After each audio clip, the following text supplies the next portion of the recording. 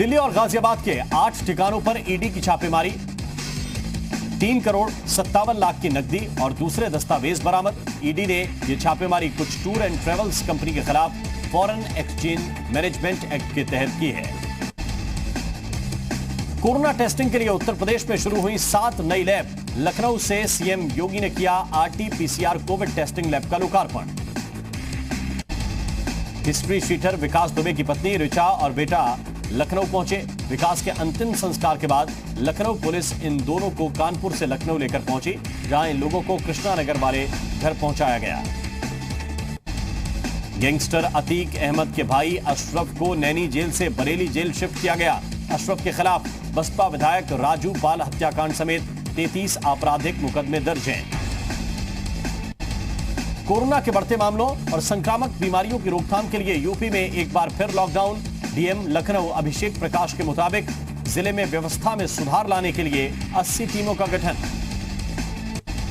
लखनऊ के सभी पुलिस थानों को दोबारा सैनिटाइज किया जाएगा। पुलिसकर्मियों की सुरक्षा और कोरोना के बढ़ते मामले को देखते हुए लखनऊ पुलिस कमिश्नर ने दिया सैनिटाइजेशन का निर्देश। कोरोना और संक्रामक बीमारियों को फैलने से रोकने के लिए 13 जुलाई की सुबह 5 बजे तक पाबंदियां। गाइडलाइंस का सख्ती से पालन कराने के लिए नोएडा प्रशासन भी मुस्तैद। जगह जगह ड्रोन के जरिए निगरानी। कोरोना और संचारी रोगों के नियंत्रण के लिए की गई 3 दिन की पाबंदियों का असर वाराणसी में देखने को मिला। घाट और बाजार में पूरी तरह से सन्नाटा पसरा हुआ दिखाई दिया। गौतम बुद्ध नगर में लॉकडाउन का पालन करवाने के लिए चेकिंग अभियान चलाया जा रहा है। बॉर्डर पर लोगों के पास देखने के बाद ही शहर में एंट्री की जा रही है। हालांकि लॉकडाउन में रेलवे स्टेशन और एयरपोर्ट से आने वालों को छूट दी गई है। प्रदेश में लगे लॉकडाउन का असर बिजनौर में भी दिखा। बिना मास्क के बाहर निकले लोगों का पुलिस ने किया चालान। जौनपुर में पूरे जिले में हो रहा है सैनिटाइजेशन। जिलाधिकारी के निर्देश पर पूरे शहर का सैनिटाइजेशन। डीएम की लोगों से अपील, बिना किसी जरूरत के घर से बाहर ना निकलें। उत्तर प्रदेश में 3 दिन के लिए लागू लॉकडाउन का असर ललितपुर में दिखा। बाजार और सड़कों पर सन्नाटा पसरा। लॉकडाउन का पालन कराने के लिए पुलिस प्रशासन अलर्ट। गोरखपुर में लॉकडाउन का पालन कराने को लेकर प्रशासन अलर्ट। महानगर की 56 जगहों पर बैरिकेडिंग की गई। लॉकडाउन का उल्लंघन करने वालों पर हो रही है कार्रवाई। सीतापुर में लॉकडाउन का जायजा लेने पहुंचे डीएम और एसपी। दोनों ने जिले की कई सीमाओं का भी हाल जाना। साथ ही शहर में सीओ सिटी के नेतृत्व में सघन चेकिंग अभियान चलाया गया और लोगों को घरों में रहने की हिदायत दी। बागपत में भी लॉकडाउन का पालन कराने के लिए पुलिस की सख्ती जारी। घर से बाहर निकले कुछ लापरवाह लोगों का पुलिस ने काटा चालान। सोमवार सुबह 5 बजे तक सख्ती रहेगी बरकरार। अयोध्या में लॉकडाउन को लेकर जिला प्रशासन की सख्ती जारी। जिले में जरूरी सेवाओं को छोड़कर सभी दुकानें प्रतिष्ठान बंद। जिला प्रशासन ने लोगों से की निर्देशों का पालन करने की अपील। लॉकडाउन को सफल बनाने के लिए संत समाज एक बार फिर सामने आया। अयोध्या में संतों ने भक्तों से लॉकडाउन के पालन की अपील की। संतों ने भक्तों से लॉकडाउन के दौरान मंदिर ना जाने की अपील की है। यूपी सरकार ने लॉकडाउन के दौरान सभी बाजार और व्यापार से जुड़े प्रतिष्ठान पूरी तरह से बंद रखने के निर्देश दिए हैं, लेकिन इमरजेंसी सेवाओं का कामकाज जारी रहेगा और ट्रेन भी चलती रहेंगी। वहीं 3 दिन के लॉकडाउन के दौरान सभी धार्मिक स्थल भी खुले रहेंगे। नोएडा की सेक्टर 51 में युवक और युवती का शव बरामद हुआ। खुदकुशी की आशंका। शवों के पास 8 महीने की एक बच्ची रोती हुई मिली। बच्ची को अस्पताल में भर्ती कराया गया। मौके से सुसाइड नोट भी बरामद हुआ।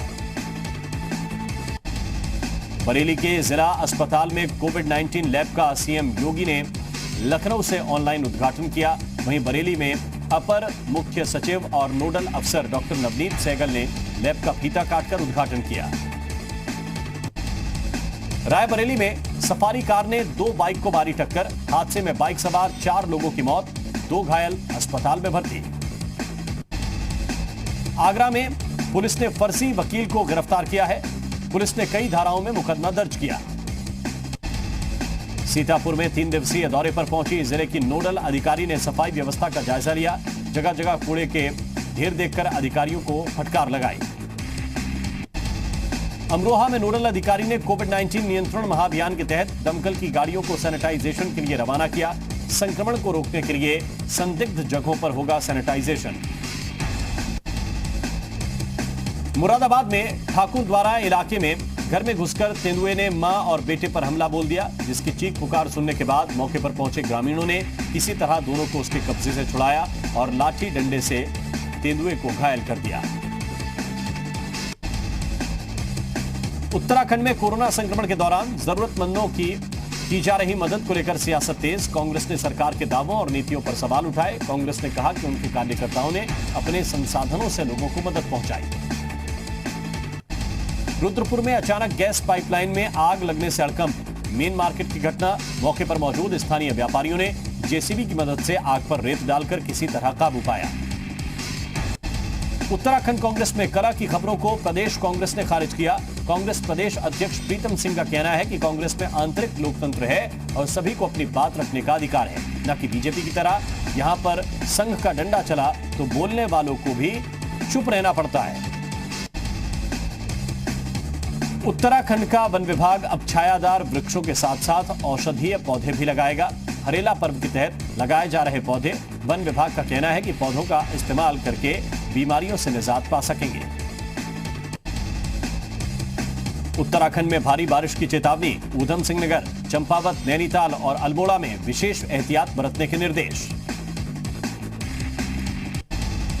हल्द्वानी के काठ गोदाम गौला बैराज इलाके में गुलदार ने महिला पर हमला कर दिया। हमले में महिला की मौत हो गई। ग्रामीणों ने गुलदार को शूट करने की मांग की।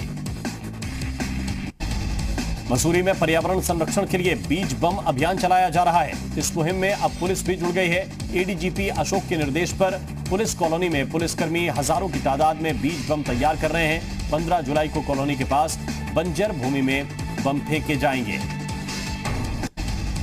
बाघों की संख्या का संकल्प हुआ सिद्ध। भारत में लक्ष्य से 4 साल पहले ही 2 गुनी हो गई बाघों की संख्या। प्रधानमंत्री ने जताई खुशी।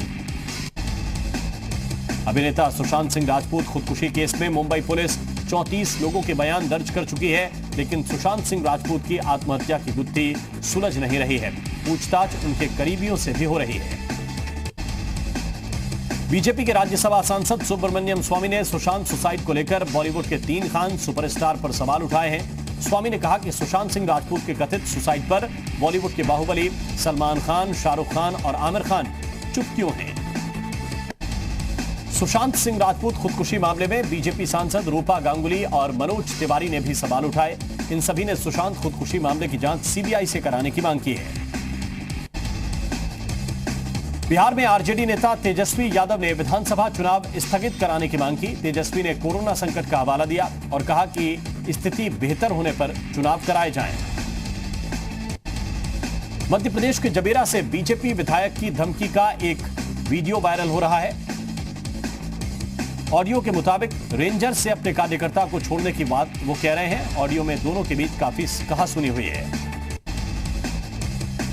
विश्व स्वास्थ्य संगठन ने मुंबई के धारावी में कोरोना से निपटने की कोशिशों की तारीफ की है। कोरोना के बड़े हॉटस्पॉट रहे धारावी में पिछले 24 घंटों के दौरान कोरोना के सिर्फ 12 नए मरीज मिले हैं। धारावी में कोरोना के कुल मामलों की संख्या 2359 है।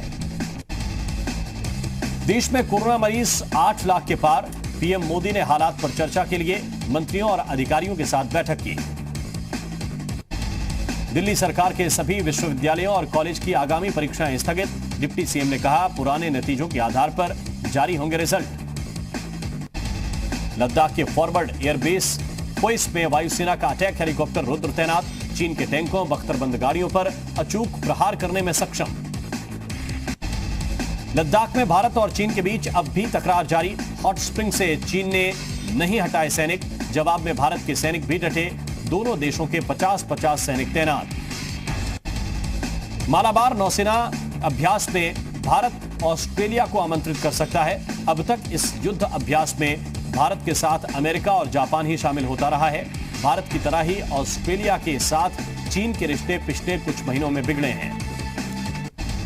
चीन के विदेश मंत्रालय के प्रवक्ता ने चीन और पाकिस्तान की दोस्ती को जिंदाबाद कहा है। प्रवक्ता ने दोनों देशों के बीच दोस्ती को पक्का बताया। चीन की मदद से पाकिस्तान में कोरोना मरीजों के लिए अस्पताल बनाया गया है।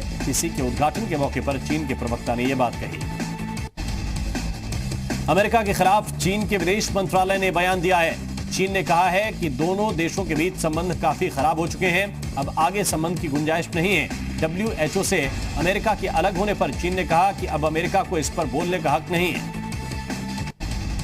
स्विट्जरलैंड की राजधानी जिनेवा में पाकिस्तान के अल्पसंख्यकों ने प्रदर्शन किया। यहां संयुक्त राष्ट्र का मुख्यालय है। इन लोगों का कहना है कि पाकिस्तान में अल्पसंख्यकों का जीवन कभी आसान नहीं रहा है। लोगों का आरोप है कि पिछले 16 वर्षों में पाकिस्तान में 70,000 पश्तूनों की हत्या की गई।